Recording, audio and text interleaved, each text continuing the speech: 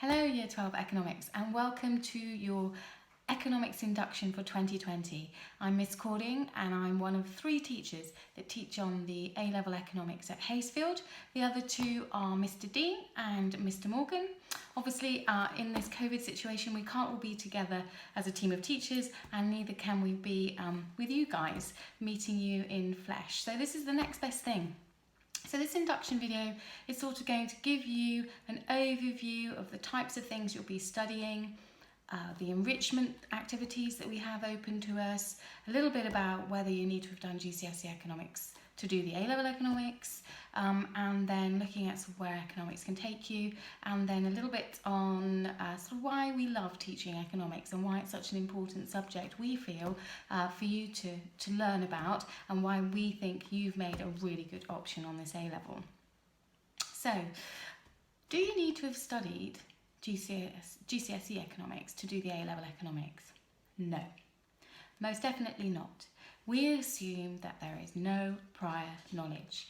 Now, I know, because I've obviously screened the class list, I know some of you have done GCSE Economics before, and that's fine, in fact that's great, okay? Brilliant, but we assume that everybody in that room is starting afresh.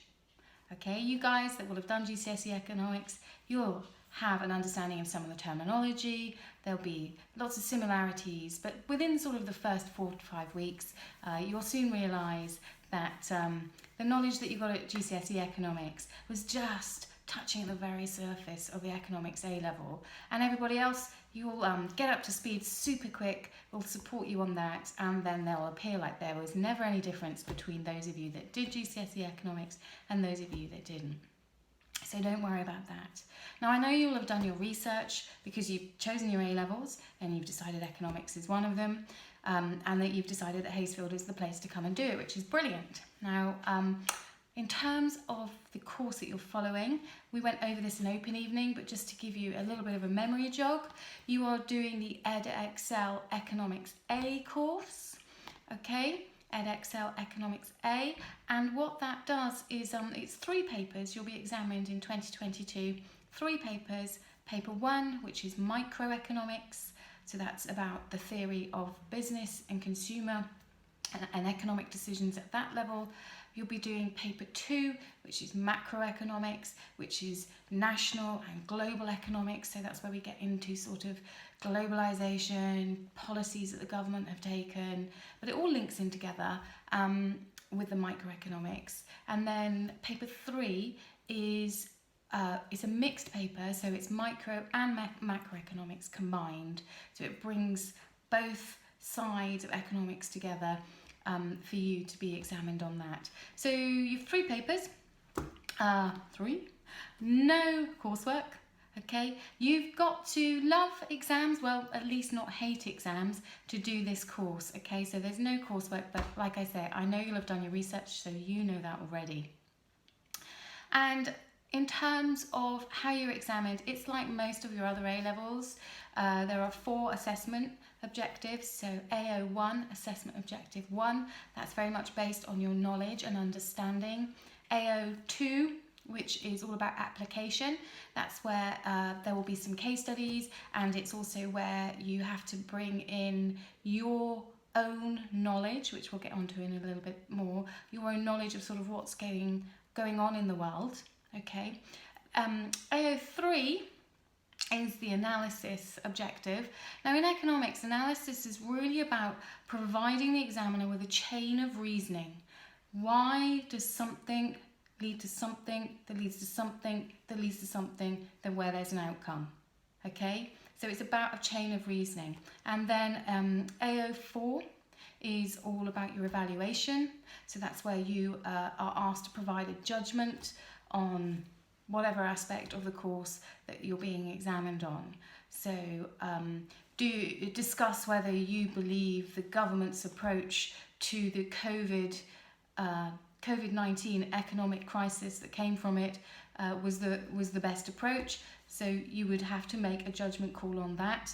in your conclusion. But what also is interesting about economics, I think, as well, is how when you write your paragraphs, every paragraph you have, whether you use PEAL or PEDAL or PANEL, whichever acronym that you will have learnt through your GCSEs, we use very similar ones at A-level, you put evaluation through every paragraph. So evaluation really is key to success at economics, as is the application, as is knowing about examples from the real world that you can bring into your answers. So it's not purely theoretical. Yes, we do an awful lot of theory, but you have got to know about what's going on in the world now and what's gone on in the world in the past and what might happen in the future. So it's really, really important. Key to success on this course is to stay abreast of what's going on the news. Now, I know I talked about that on the open evening. It's so important. Okay, so what you can be doing over the summer is making sure that you are keeping up to speed with everything that's going on. And what a fantastic time to be studying economics. Whether you're a Brexiteer or not, the past couple of years have been really, really interesting, looking at the impact of the Brexit debate on the population, but also it's thrown up all those economic ideas. What happens if we stay part of the European Union? What if we leave? Will there be more free trade, less free trade? So many questions. And obviously Brexit is still carrying on now, but the biggie that we're dealing with at the moment is COVID-19. Now, we have never seen anything like this, not in my lifetime at all. And undoubtedly we probably won't see it in again. But the impact of the government's approach to having to sort out the economic crisis that will come from COVID is just fascinating. Absolutely fascinating. We're still in the crisis, obviously, which is terrible, but it does give us some real economics gold. The government to date, with their furloughing scheme, the government's paying the salaries of millions and millions of people in this country. It's trying to keep business afloat, keep people employed by doing this. We'll question those sorts of things. Was that the right thing to do? Is it fair that this is probably going to land the country with loads more debt? Does that matter? Is it fair to future generations? Who knows? Those are the kinds of things we're going to be looking at. And going forward, we had it, I think last Friday, they came out with the gross domestic product figures for this quarter, minus 20.4%. The economy has shrunk by 20.4% by a fifth. That is crazy. Just blows my mind.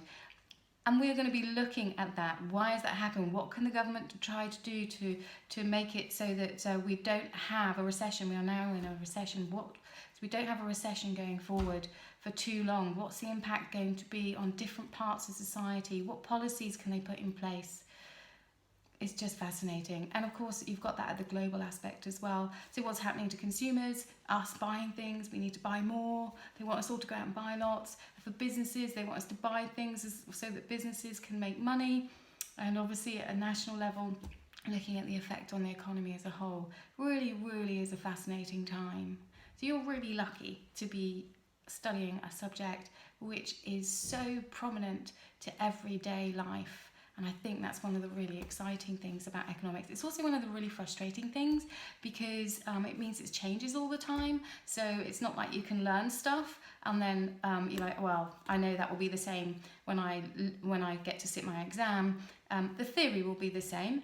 However, the examples that you use will change as the world changes, as we respond to things that come up as we progress forward. So it really, really, really is a very, very timely subject. Now, okay, where can you go with economics? Okay, so in terms of where does economics take you? Well, most people that study A-level economics, they then go on to university or they go on to a higher level apprenticeship. So That's the usual route. Economics is loved by universities and by businesses that might take you on as a higher level degree apprenticeship.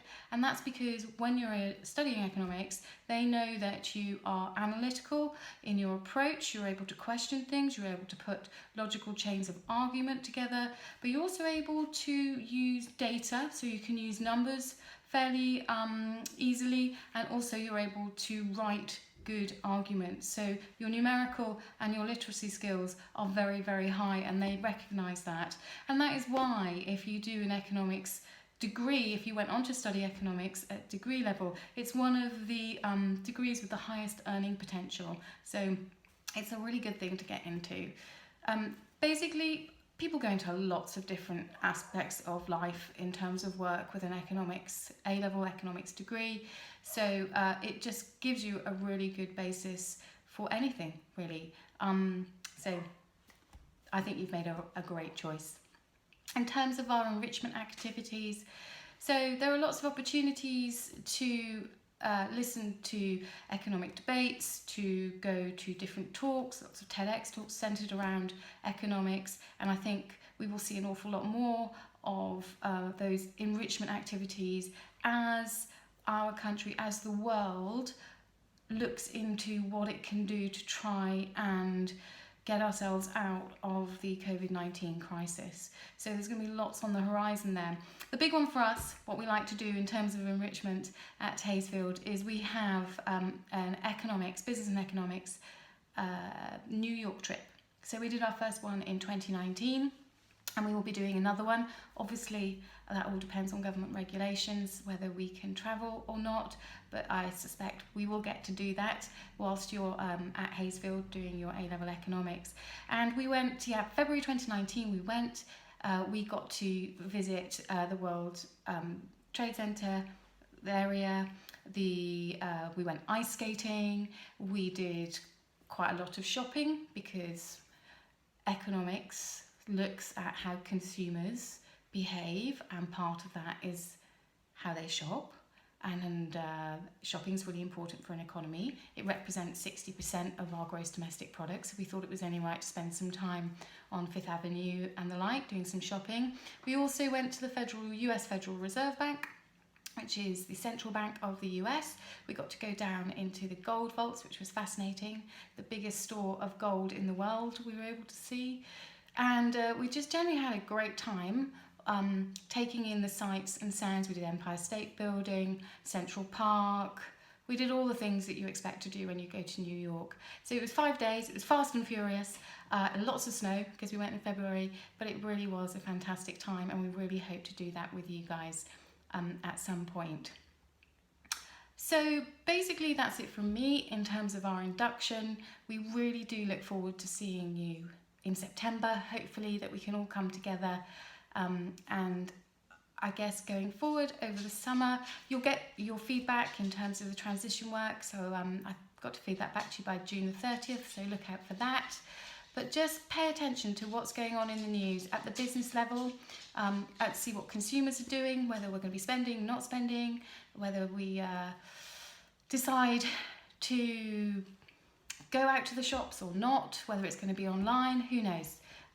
Pay attention to what's going on, pay attention to what the government is doing in terms of policy, pay attention to what's going on in other countries as COVID starts to break out around the world and hit other economies more and more, and how we hopefully start to see a bounce back as economies start to get back on track after COVID-19.